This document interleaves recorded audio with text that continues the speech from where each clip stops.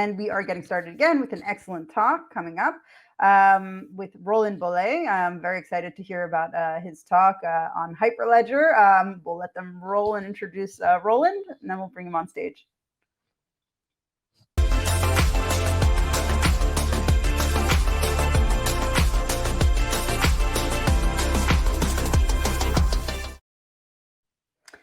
Hey there, Roland. Welcome to JSday. We're really excited to have you.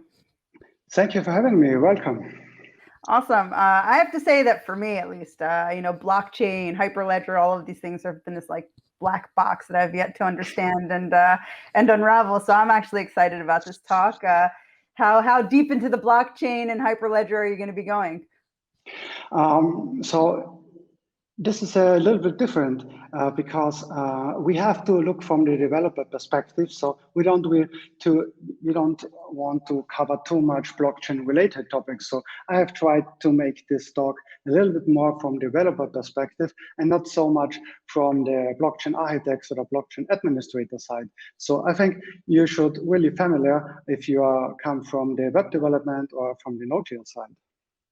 It's awesome. Yeah, the blockchain, ecosystem in general is growing, and certainly I'm sure the need for developers, JavaScript developers. So I'd love to see how those two worlds come together. So I'll let you roll it, and I'm going to come back after this with questions from the audience. Yes. Okay. So welcome to my talk. My name is Roland. I'm happy to be here today, and I'm very delighted to talk about Hyperledger Fabric for Node.js developers. The purpose of this presentation is to give you a short introduction into the world of Hyperledger Fabric and how you can use it as a Node.js developer. In the end of this talk, you should be familiar or have a good idea how you can get started with your own blockchain development. But at the beginning, let me give you a quick overview what you can expect in the next 45 minutes. So Hyperledger Fabric is blockchain framework which belongs to the private blockchain system. So some people say that's permissioned, it's a permissioned blockchain system, or it's a consortium blockchain system. And that's the reason why I think it's fair enough to start a presentation like this with a comparison between the public and the private blockchain world. After that short introduction and classification, I would like to show you, I would like to spend some seconds about the Hyperledger organization, because there is something a little bit misconfusing about the term Hyperledger and Hyperledger Fabric. And it's also very interesting to see that Hyperledger Fabric is not a standalone blockchain system. It's embedded in a huge system, in a huge ecosystem, and Hyperledger is the umbrella organization of that. So that's good for the beginning to understand a little bit about Hyperledger. And then we will come a little bit deeper into the technical aspects. But this talk is not so much oriented in the direction of a blockchain architect or of a blockchain administrator who would like to construct or develop a blockchain network. So it's more focused in the field of of a Fabric developer, which is going to try develop an application with that. So more the developer perspective should be the focus here in this presentation. And the aim is to show you how you can create a CRUD application with Hyperledger Fabric, but the time is really limited, and I have problems to bring all these topics under the hood in the next 45 minutes. And that's the reason why I have decided to give you a really great takeaway. So I've developed a starter kit for your Node.js development with Hyperledger Fabric. And with this kit, we will see how we can develop a network, a test network to test our system, how we can develop a Chaincode, and how we can develop a client application. And I have also added a short front-end application written in React.js to complete the example. And with this, you will have a good idea how you can get started. Okay. And after that, we will have time for some Q&As. So now let's start with this first classification. So Hyperledger is a blockchain system which belongs to the private blockchain to the field of private blockchains. But most people are familiar with public blockchains. And public blockchains are permissionless. So anyone can join a blockchain network, can read and write data, and one of the major aims of a public blockchain is this decentralization. So no one should have control over this network. But this kind of blockchain comes with a little bit of problems, especially for enterprises and companies. And we have limited privacy support in this kind of blockchains. We have sometimes low performance through the contract algorithm, proof of work, for example. And we have always, in most public blockchains, transaction fees. Sometimes, mostly we have also cryptocurrencies involved. And the most popular examples for that are Bitcoin or Ethereum. And on the other side, we have, and these blockchains are designed for the public, mostly for a B2C market, and not too much for a B2B market. And that's the reason why this private blockchain systems comes in.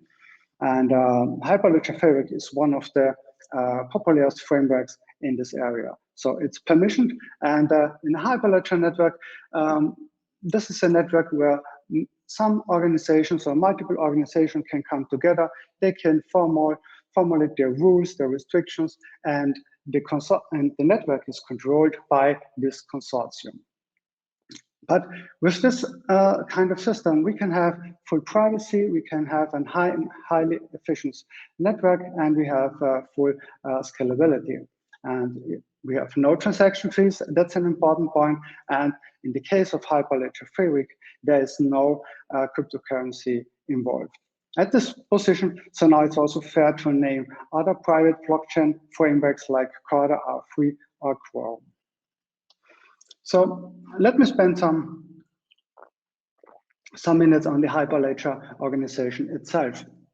So some people say, okay, I will use Hyperledger as a blockchain system, but Hyperledger Fabric is a blockchain framework which belongs to the Hyperledger organization. And the Hyperledger organization is an umbrella organization, which is the aim of this organization is that they will support public blockchain systems for enterprises and for businesses. And Hyperledger Fabric is only one of them. We have 6 different frameworks currently under the hood of Hyperledger, and a lot of tools are also involved here. So this slide shows you a short impression what is also available under the hood of Hyperledger. And Hyperledger itself is part of a larger organization. It's part of the Linux Foundation. The Linux Foundation hosts multiple projects. Also, projects you are familiar with, like Node.js or Let's Encrypt, for example.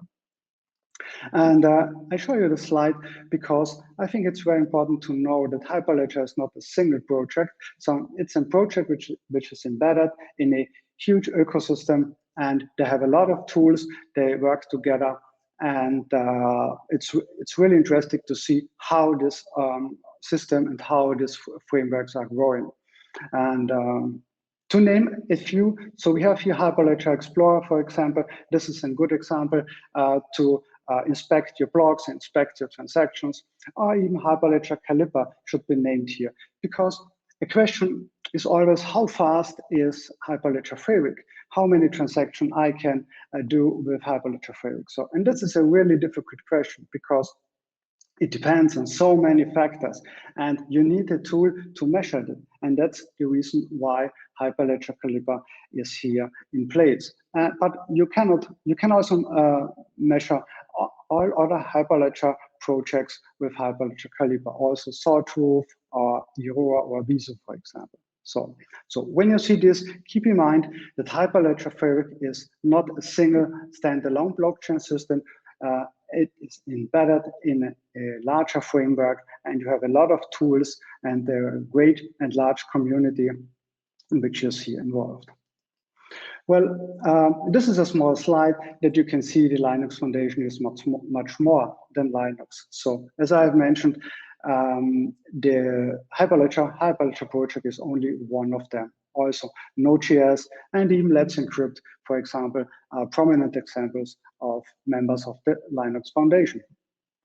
So now, after this short introduction, let's see what is Hyperledger Fabric. So as I've mentioned, Hyperledger Fabric is a blockchain system which belongs to this field of private blockchain. So it's developed for enterprises and companies, and it was the first project was introduced by the Hyperledger organization. The first release was released in July 2017, and the last release was in April 2021. That's 4 years. So you see, the Hyperledger Fabric project is a very young project, and it is under heavy development now. And one of the design goals here was that we can write smart contracts in this blockchain system with general purpose programming languages. So that means they don't want domain specific language, so that you must learn a new language for this kind of blockchain. So we can write smart contracts with the language of Go, with Node.js, and even Java. And these are the stable versions. So in the beta state, there are also other languages, and I believe that we will see in the near future also other common languages which are available for developing smart contracts. But the word smart contract is a little confusing in the world of Hyperledger. So we are talking often, we change this word often with the word Chaincode. So this is also a term you will find in the Hyperledger community, but it's basically the same. Smart contracts, it's the same as the word Chaincode. And what's also important to know is for you as a web developer, the default version of Hyperledger Fabric is delivered with Docker containers. So you can run an Hyperledger Fabric network on every Docker host. You can run it on a Kubernetes cluster. But in the latest version, we have also binary versions included. And Hyperledger Fabric is written in Go. So that means that you can run the whole network also with the binary Go version, and you can mix it. So when you have a multiple organization network, you can have one organization which is using a simple Docker and Docker Compose environment, but the other organization can use a Kubernetes cluster, and the third, for example, can use the binary version. So that's also possible and will work smoothly together. In the world of businesses, so privacy is really important, and an interesting concept in privacy are channels. So you can imagine a channel as a public chat room, and only organizations which you add to this channel can see these transactions or can call functions from a particular smart contract or Chaincode. And that's the first line of privacy. And starting from this, we have a lot of possibilities to do permissions and make specific policies or rules to achieve the individual wishes from an organization in case of privacy. And also important to know is the question how, where we can run in Hyperledger Fabric network. At this time, most major cloud providers like Google Cloud, AWS, Azure offer one-click installations for Hyperledger Fabric. And some, like IBM or Oracle, for example, they offer something like it's called blockchain as a service. This is a service where you can organize the Fabric network in an online interface, and you can run a system without any knowledge from the Fabric blockchain administration at all. So in that, I think it's really cool, and it's also an expression of the popularity of this framework. Well, when it comes to Hyperledger Fabric, so now let us look at a more detailed view to the architecture. And this is a typical network organization here, but I have marked the workspace for an application developer here in green fields. So on the right side, we have the Chaincode part. So the Chaincode in every blockchain system is something you can also call the business case, the use case. The Chaincode is nothing more than a program which runs on the ledger, on the channel, on the peer here in this case, and do something. And we can do this with Node.js, with Go, or with Java for the moment. And on the left side, we need something to interact with this blockchain system. And this is done through a client application. And this client application is mostly a Node.js application. And the Hyperledger community, or Hyperledger itself, Hyperledger Fabric, has provided a really cool Hyperledger Fabric software development kit and SDK. And with this SDK, it's really easy to submit a transaction or query some data. And in my scenario here, I have developed here a REST service. So we use express.js to develop a REST service. And then you can also create a front-end application for the UI, for example. But the important point here is that you cannot connect directly from the front-end application to the Chaincode. So we need this client application here to can connect to this blockchain system. And the next question is how we can interact with that blockchain. So as I have mentioned, so the blockchain developer can write the client. So this client calls a function, calls a Chaincode, and in this Chaincode, the function. And then we can read something or we can store something. And this is called a so-called asset. So an asset, you can say also it's a record. And an asset is nothing more than a simple key and a value. And the key is simple as string. And the value is raw binary data. So the only thing what we have to do is we have to convert every kind of digital data to raw binary data and take this as a value and store it with a key in the blockchain. And then that leads me to another concept of Hyperledger. So when we talk about the blockchain, the question of the storage is important. And Hyperledger has two kinds of storage possibilities here. So we have first on the left side here, we have the so-called world state. Then the left side, we have the so-called ledger. Together, we can say it is the blockchain to store something. And the blockchain, the ledger here, it records all transactions in blocks and do all the stuff normal blockchains are doing. But the important part is the ledger here is immutable. So that's the immutable part of the blockchain. And the world state represents always the latest asset of the latest state of an asset. And this could be changed. So all get operations, put operations, or even delete operations are executed against this world state. Yes, you can something delete in the Hyperledger Fabric blockchain, but the only thing what you can delete is the last state, the world state here. But every transactions and also the delete transactions are immutable stored onto the ledger. So, and this is an important concept of Hyperledger Fabric, so that we have two types of data stores. The first is the world state, which stores always the latest asset on that the state of the asset. And we have the ledger, and the ledger stores all the transactions sorted this to a block, and the peers in general will maintain this ledger.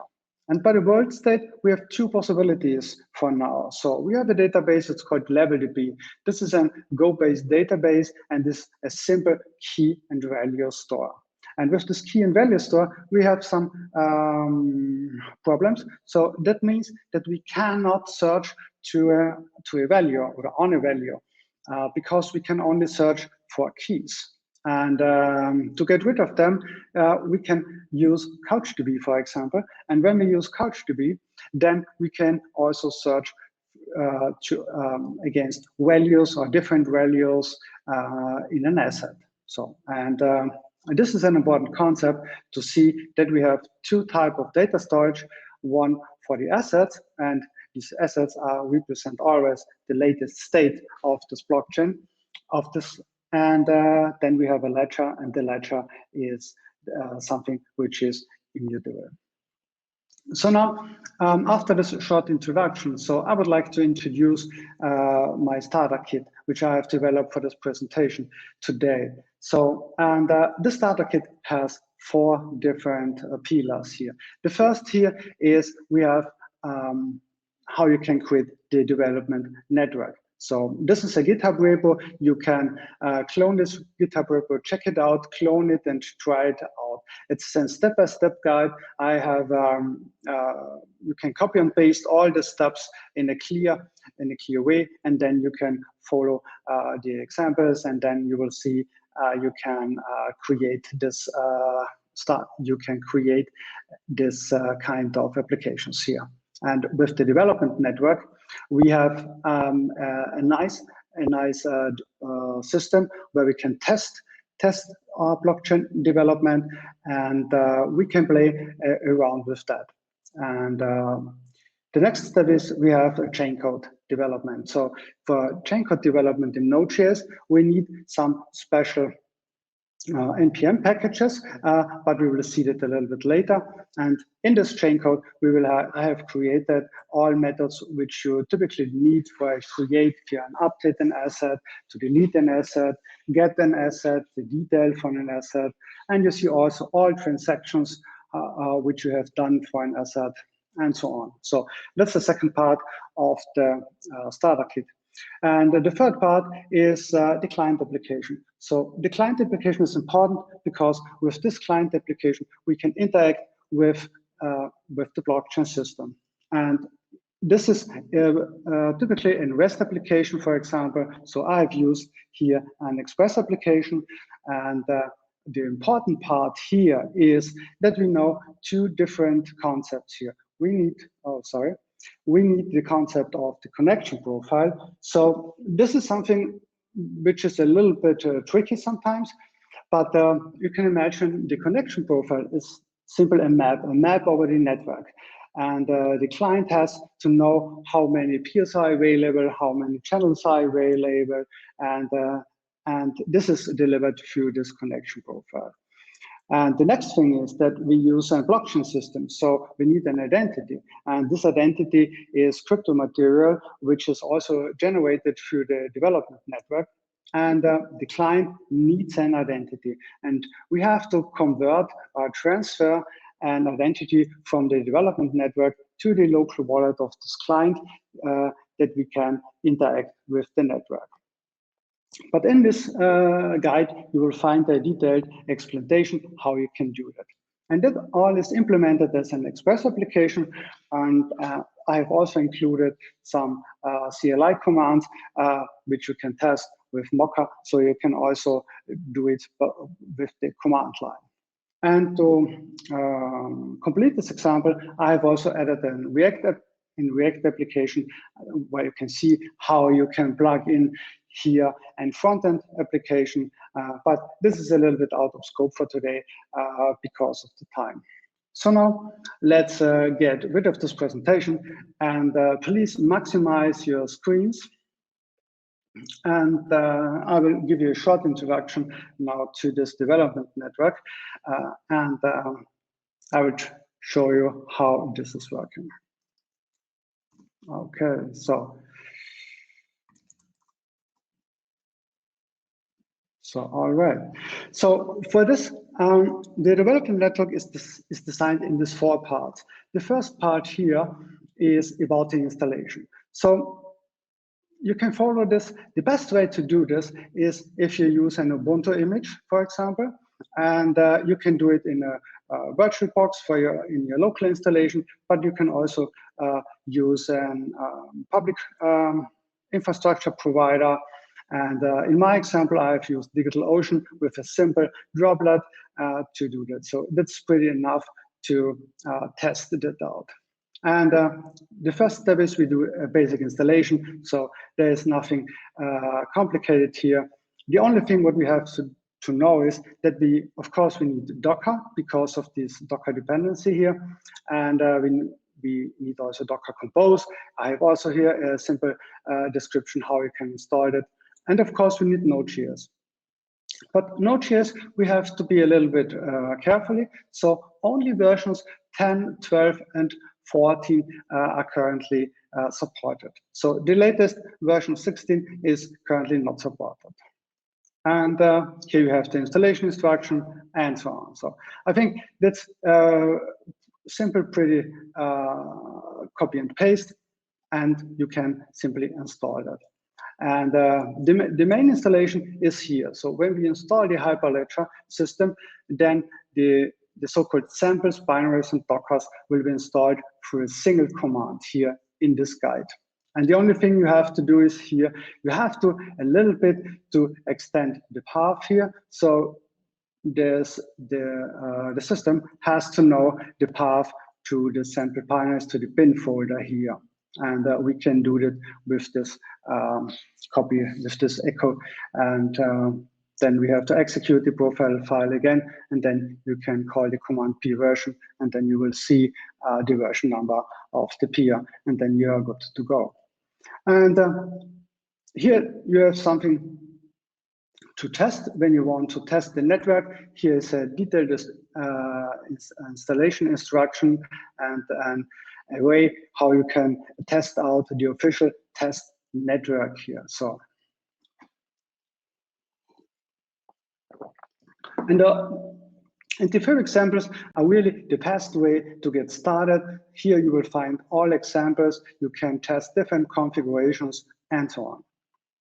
So yeah, so I don't want to go too deep into that.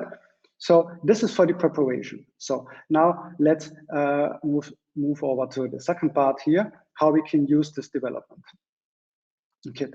And to get started, I use here a terminal window, and this terminal is uses we need 4 different panels. The best way is we have 4 different panels, and I use here a terminal multiplexer like Tmux, that we have one SSH terminal session here, and we can have here different panels. And with this terminal multiplexer, we have the possibility to leave the session and everything is running, and we can come back later and everything is in the same state which we have left it.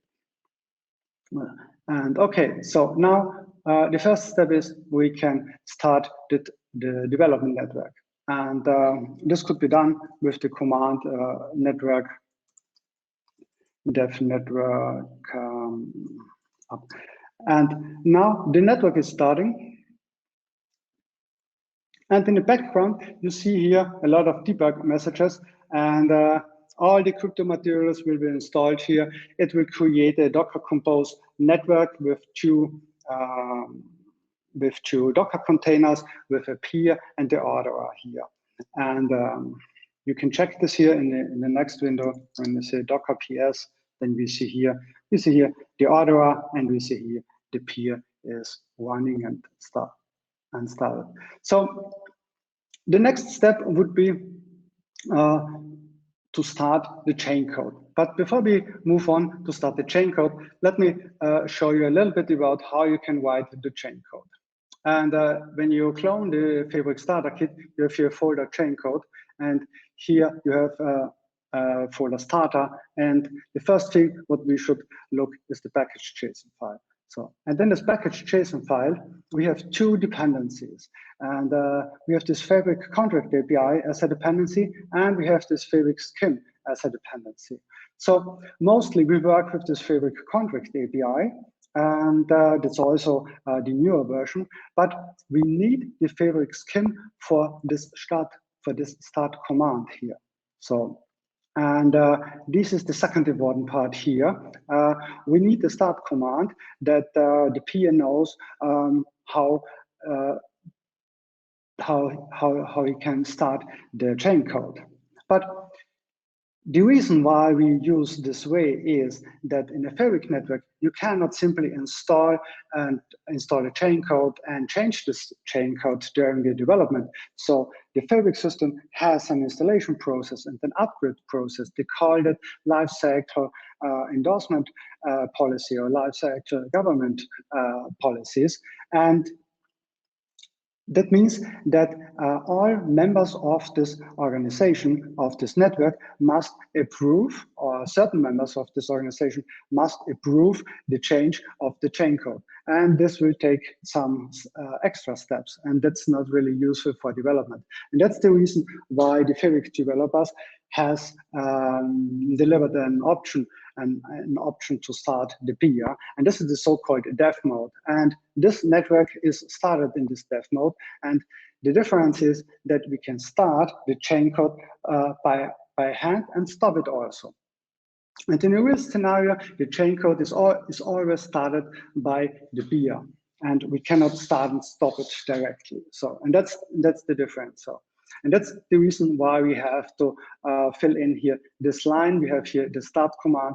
And this program here comes only when you install this Fabric skin package. So and that's the reason why we now need this here. The next step is how you can create this chaincode. And the chaincode is here really simple. So the first thing is, what we have to do is we have to export here an array and contract array, an array with a class with an object here.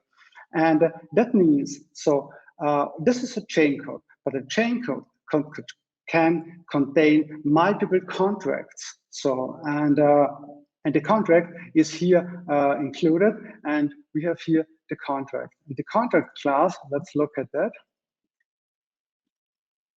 I'll make this a little bit smaller, is a simple class which extends the contract from this Fabric contract API, and then it exports the class itself. So that's the starting point here for a contract, for a chaincode contract. And we have here four functions. So let me minimize this a little bit so that you can have a little bit more, you see a little bit more from this code.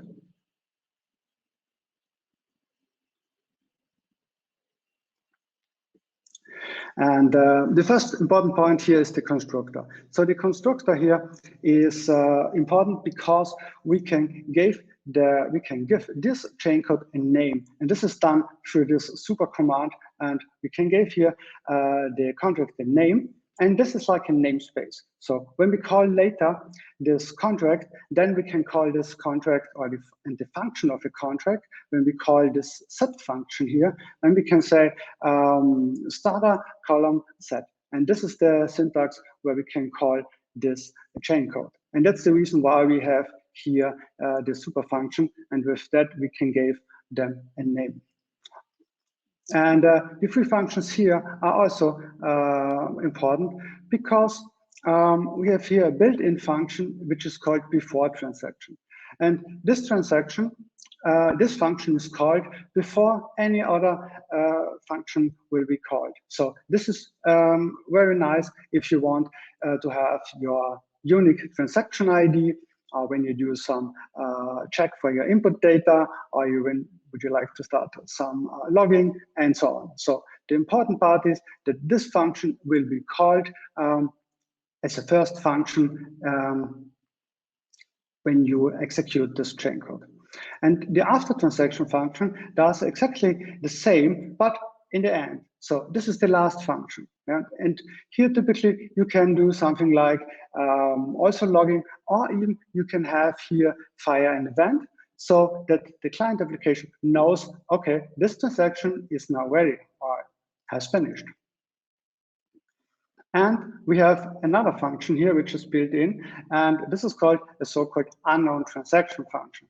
And this is an implementation of a try catch. So when you call the chaincode, end this contract and you try to call a function which is not available or which is not defined here, then this function will catch that, and you have the possibility to write a nice error message here to catch this function. So there is no need to have an global try and catch. So this is the way how you can do that. And these three functions here are built in and optional. You don't have to use it, but you can use it. And now let's look into the set function. So the set function is a function with, in this way, we can create an asset or we can update an asset. And the only thing what we have to do is to call this function here. So we have here a so-called put state function. And this function takes two parameters. The first is the key here, and the second is a value. And as I have mentioned, the key could be a string. So however you can create this, I have here created a simple JavaScript model. And in this model, I have also created the key. And but the value must be raw binary data. And we can do that we can create this simply in a way that we have here a JSON stringify. So we will have a JSON string, and then we can convert this further with the buffer object here to raw binary data. And then we can store it. So, and that's all. So that's the important line here. So these functions are all async functions because we have here an await. And then we can give back the key or whatever you want here. And I have here wrap around to try catch if something goes wrong here. And the same is also on the get function. So when you have the get function here, then it's basically the same. So you can grab some data with a single line of code. So you have here the get state and you need the key. And then you will receive this value from this particular key from the world state. Yeah? You remember? And we have to convert this data, this raw binary data here to a string back, and this could be done here with the toString function to UTF-8 encoding. So, and that's the way how you can get a value from this blockchain, from a particular key. So I have here also all methods here commented, so you can come back later and look to this and try it out. So, but now let's move a little bit forward to see how this is working here and why we use this development network in this PDF mode. So now let's start the chain code. And the chain code could be started with this line of code here. So sorry.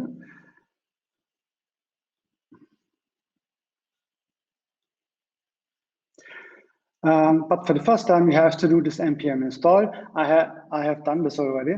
Okay, so and then let's start the chain code. And now you see the chain code is run here. So we have here some debug messages and everything is good. So the next step is in terminal 3.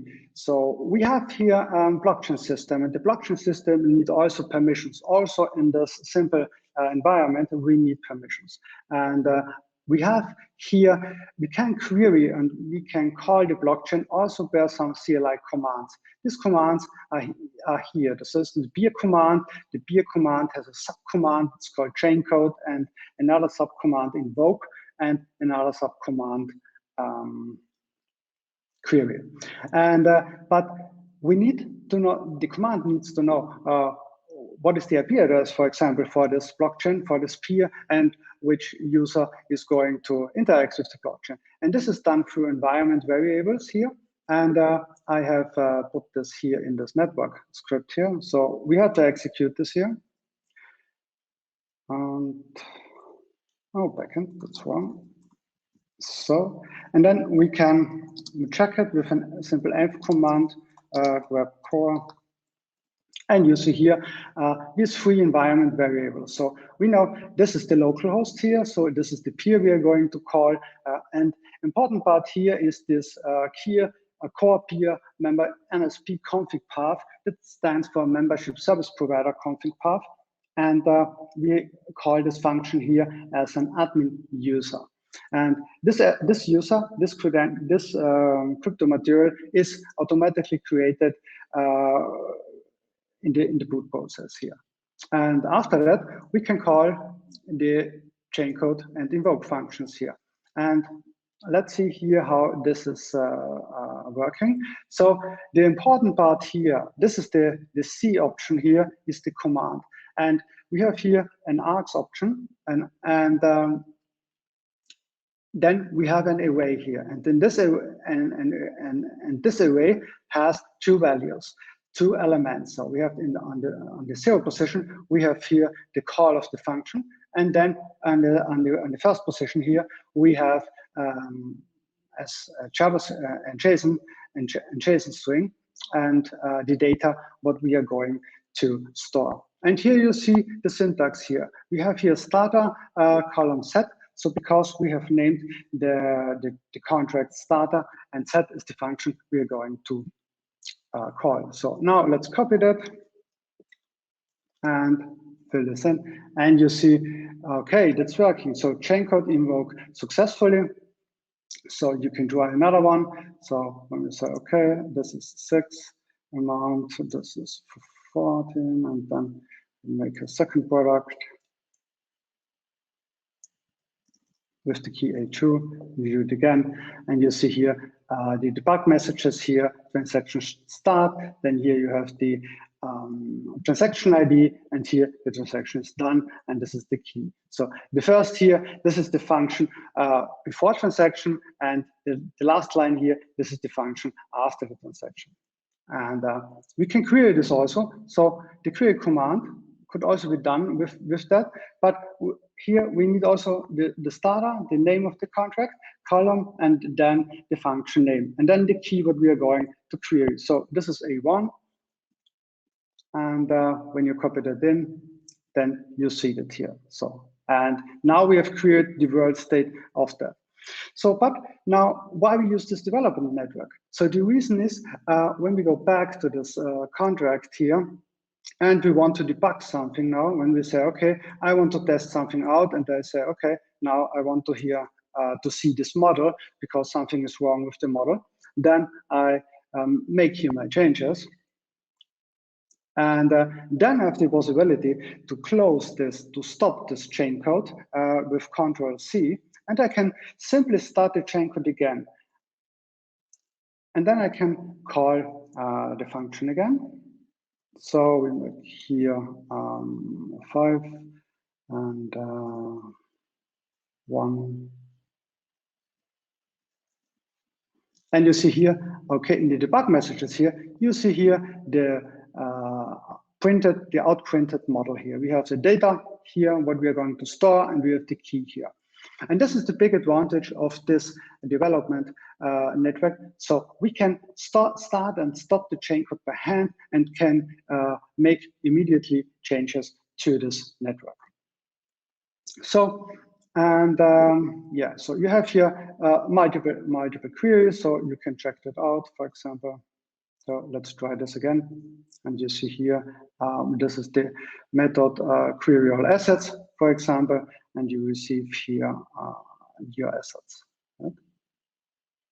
So one note here, this part here is the so-called JQ parser, and with the JQ parser, you can pass on the command line JSON documents, and then you will receive this nice output here. Okay, so now let's move over to the next step. The next step here is how we can start the client application. And the client application is a Node.js application. It's an express.js application. So the important part here is that we know what is the connection. What is the connection profile, and how we can add a user to the local wallet. So I think that's the tricky part.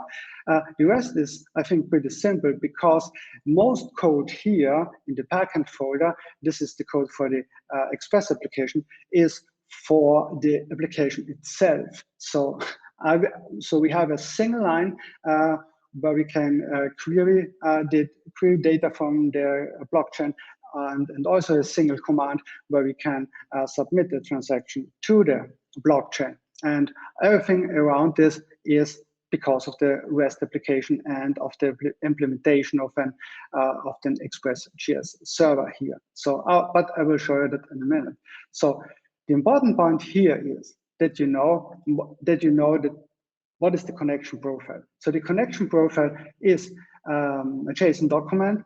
It could also be a YAML format, and this is nothing more than a map of the network with some information. So, and in the development network, here is everything in place, you can use it. But when it comes to a real implementation, then we need also a connection profile, but with less information in, because in a real scenario, the connection profile is only needed for a single peer, for a single node, which we are going to connect. And all other information about the network will be delivered through the Hyperledger Fabric SDK. And that is called, there's a special service running in the background. This is called the discovery service. And this discovery service is collecting all the information about the network. Is it peer running or is it not? And so on. So that's a really an impressive piece of software. And you don't have to take care on that from the developer side here. But for now, it's only important that you need a connection profile. And this connection profile is, you can understand it simply as the IP address of the peer which you're going to address. And the next step, the important step, is how you can enroll a user identity. So during the boot process, 2 default users will be enrolled. The admin user, which we have seen previously, and a user, it's called user1. And this crypto materials and this public and private keys are already exist. But what we have to do is we have to convert this to the local wallet of the client. And this could be done with a small script I have provided here. And this is what we are going to execute now. So we switch to the backend folder, and then we call the command CLI, a backend, now at the wallet. And then we receive here this simple done message. But we can look into this wallet. So when we call the tree command, tree wallet, then you see we have here file. This is called the user1 file here. And when we inspect this file, and we pipe this to the GrUSP parser, and then you see what's inside of this wallet file. So, and this is a little bit interesting because we have here a certificate from this user in an encrypted version, and we have also the private key of this user. So it's important to take care on this file because we have here the certificate, and the certificate contains information about the identity itself, and also it contains the public key for signing, and we have the private key here involved. So, and that's the important part here, I think. And these are the credentials. So we don't need any username and password. So we need these kind of credentials here to get connected to the database. And from this identity on, we can have a lot of permissions on this particular identity. So, and this is really the cool thing here. So, but I have to be fast, time is running out. And yeah, so the next step is we can start this network. So, but this is done by NodeMoon, for example. NodeMoon start index shares. So, and now the Express server is running here. And the Express application, let's make a short look to this Express application, is designed that the first what the Express application does is connect to the contract. So we have here a special contract, the starter contract, and the client connects directly to this contract. And if this contract is ready, then the server is starting and running here. So that's, and until the Express server is running, the connection to this contract is stable, and we will have a very short latency time for that here.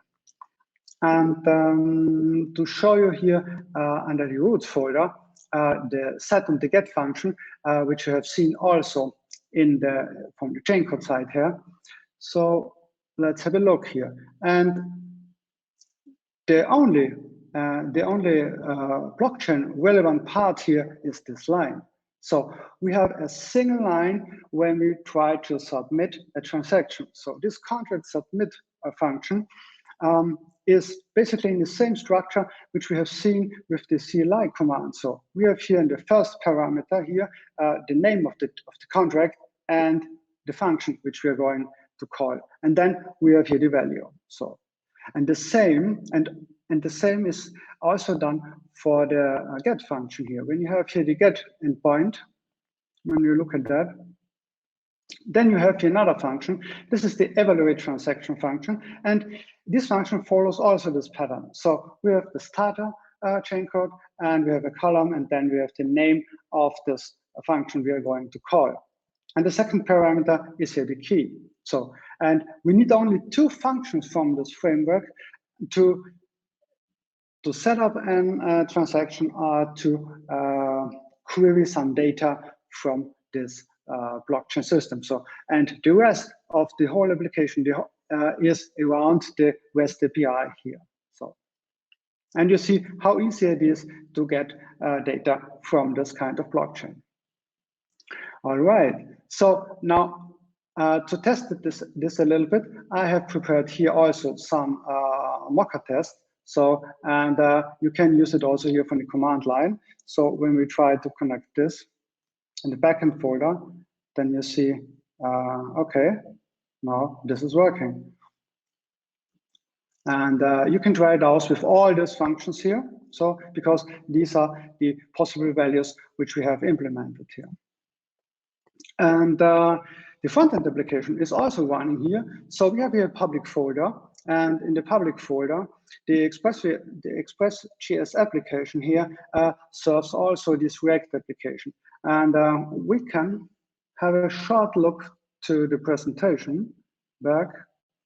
And we have here live demo also available. And you can see here, this demonstration network is running here on this host. And now we can create an asset online. So we see this is jsday. This is a test value. We have a 10, we have 2, and then click on the store button. And we call exactly the same function as we have seen from the command line. And now you have here the JS test. And you can edit it as well. So you can here, you have 20, store an asset, go back to the list here. And when you call the history, that's a really cool feature here, the history function. So you can see here the two versions of that asset. So, and remember, so this here, the call here to see the detail of a function is always against the world state of this database of the ledger. And the history here is according to the ledger. So we see here the immutable data, which is stored to this particular key on the blockchain. So well, let's come back to the presentation now. I know that is a little bit fast, and because we had a lot to cover, but that's also the reason why I have developed here the starter kit. And you can go to this GitHub repo, clone it, and you can go step by step through the steps and play around with that. Yeah.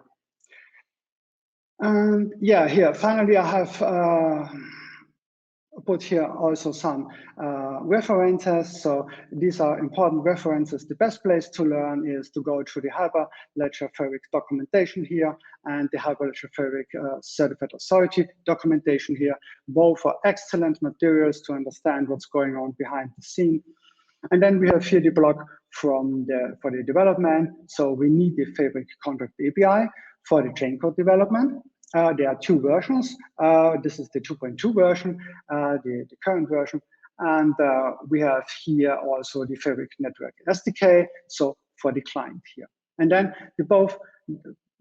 the last two links here represent Hyperledger and Linux Foundation. So give them a try and look a little bit around to be informed what's going on in this awesome organizations here.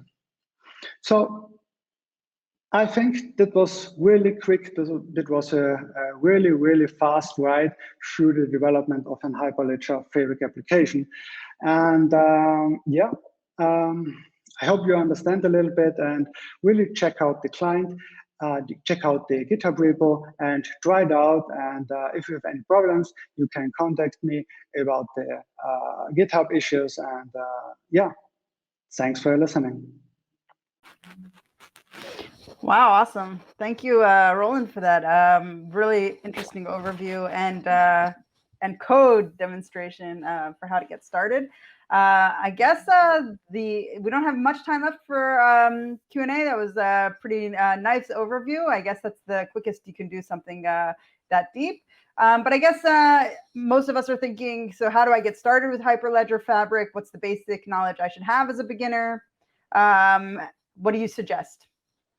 Yes, as I've mentioned, the best place to get started is with the Hyperledger Fabric documentation.